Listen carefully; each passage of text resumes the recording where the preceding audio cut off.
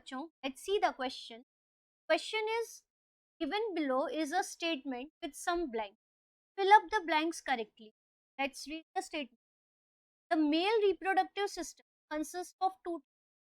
Each testis contains folded tube called the blank in which meiosis takes place to produce the male gametes, the sperm. These sperms move to part B, which is a highly coiled tube formed from the merging of seminiferous tubule and then to or the sperm duct. The two vasa differentia merge to form the urethra, which travel to the outside of body through penis. The cells located between seminiferous tubules are called blank, and they are responsible for the formation of male hormone E. तो हमें यहाँ पे 5 blanks दिए हैं, हमें यहाँ को इनको फिल करना है. तो की कॉन्सेप्ट यहाँ पे क्या होगा? So the key concept to solve this question is definitely we should be having a knowledge about the male reproductive system along with the function of each and every part. तो अगर हमें mail reproductive system के parts और उसके function का पता है, then we can easily solve this. ये क्वेश्चन बड़ा है but it is very easy. तो लेट्स सी कि मेल रिप्रोडक्टिव सिस्टम में होता क्या है. तो there are a pair of testis जिसका काम होता है, अगर हम इसका फ्रंट व्यू बनाएं तो there will be a pair of testis.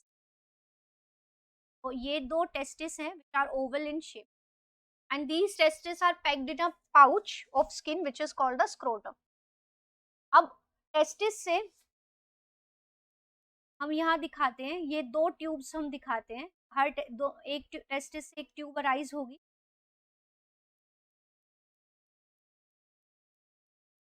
These tubes are the sperm duct. और sperm duct का ही दूसरा नाम है vasa deferens. Now this is urinary bladder.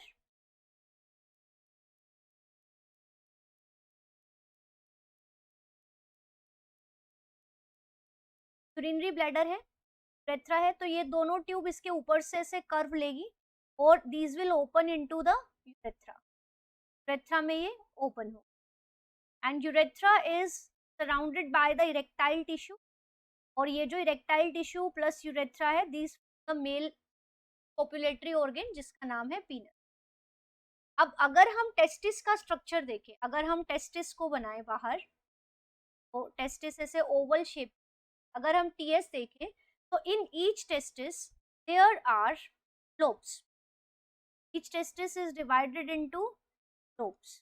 ऐसे लगभग 250 कंपार्टमेंट्स, मैंने तो 3 बनाए हैं, ऐसे लगभग 250 कंपार्टमेंट्स में टेस्टिस बटी होती. तो इन कंपार्टमेंट्स को हम क्या बोलते हैं? Testicular lobules. तो in each testis there are about 250 compartments जिनको हमने कहा टेस्टिकुलर लोब्यूल्स. अब इन टेस्टिकुलर लोब्यूल्स के अंदर प्रेजेंट होती है 1 to 3 हाईली कोइल्ड ट्यूब, 1, 2 या 3 ऐसे हाईली कोइल्ड ट्यूब्स प्रेजेंट. ये जो कोइल्ड ट्यूब्स हैं ऐसे कैन बी 1, 2 और 3 कंपार्टमेंट. तो इन ट्यूब्स को हम बोलते हैं seminiferous tube. These black color coil tubes are the seminiferous.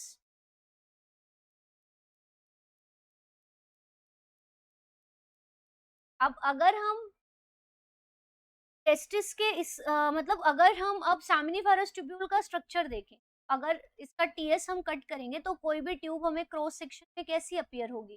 Circular. तो ऐसे हमने ये दो टेस्टिकुलर लोब्यूल्स का टीएस कट करके यहाँ पे सेमिनिफेरस ट्यूब्यूल्स का टीएस यहाँ पे कट किया.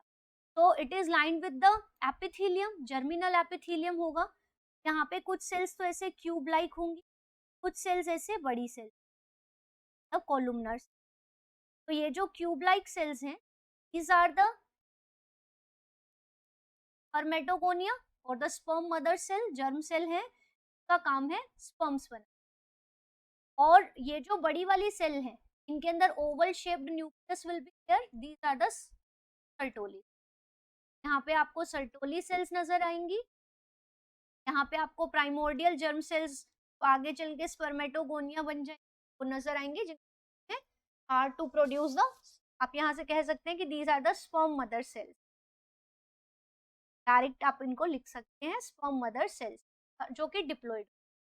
Now the sperm mother cells undergo meiosis, और एक स्पर्म मदर सेल जब मियोसिस करेगी तो उससे 4 हैप्लॉइड स्पर्म्स बने।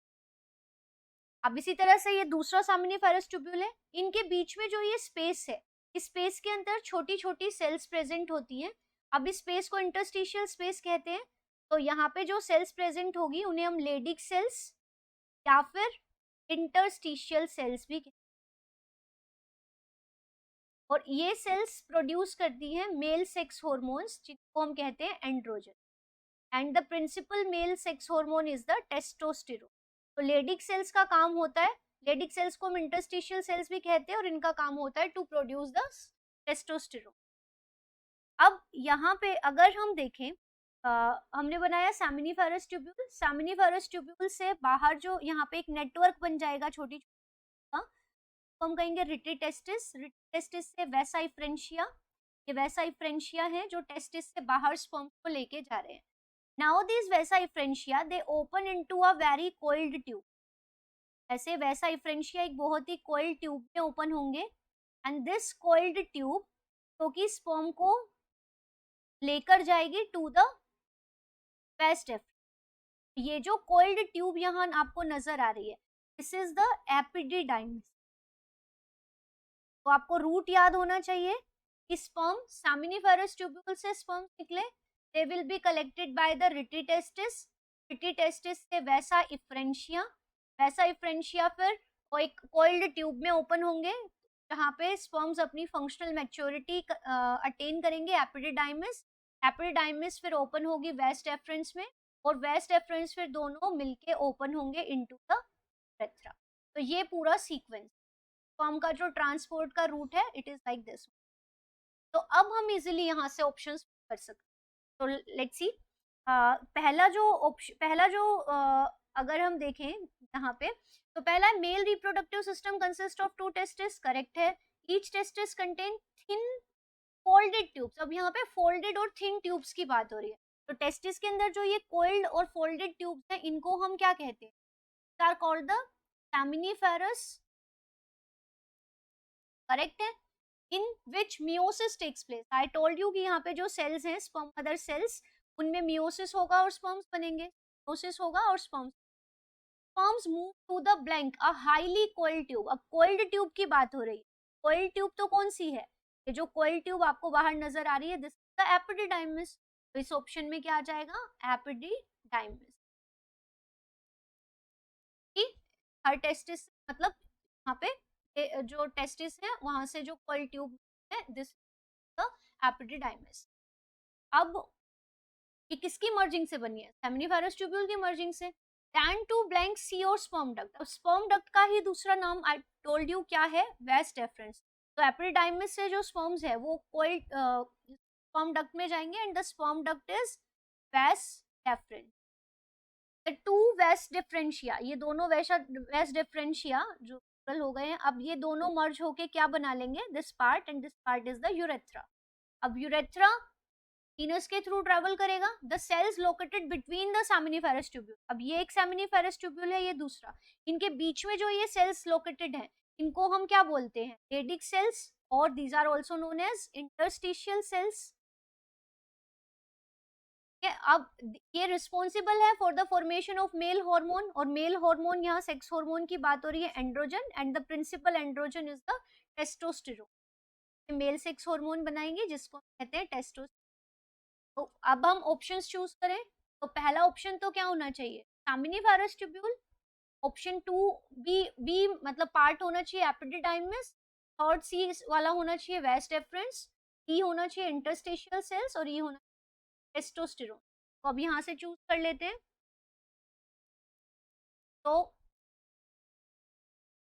सैमिनिफेरस ट्यूब्यूल, देन एपिडिडाइमिस, करेक्ट है, देन इजेक्युलेटरी डक्ट, गलत हो जाएगा। तो हम पहला ऑप्शन देखें, चले पहले से देख, तो first is seminiferous tubule, right है। सेकंड इज एपिडिडाइमिस, राइट है। थर्ड वेस्ट डेफरेंस, राइट है। फोर्थ इंटरस्टिशियल सेल्स, करेक्ट है। E testosterone, this is also true. ये तो हमें पहले ही पता चल गया है कि जो राइट आंसर होगा फ्रॉम दीज गिवन ऑप्शंस, ई में देखिए आपको यहाँ पे लास्ट, यहाँ पे आपको गलत दिख वाला गलत हो गया है। ई में आपका यहाँ पे प्रोजेस्टेरोन वाला पार्ट गलत हो गया है, और डी में ये यूरिनरी फेरस ट्यूब्यूल गलत हो गया। यूरिनरी फेरस ट्यूब्यूल तो एक्चुअली नेफ्रॉन्स। तो यहाँ से चारों में से जो करेक्ट ऑप्शन है वो है option A. So the right answer of this question is option. I hope you understood it well. Best of luck. Thank you.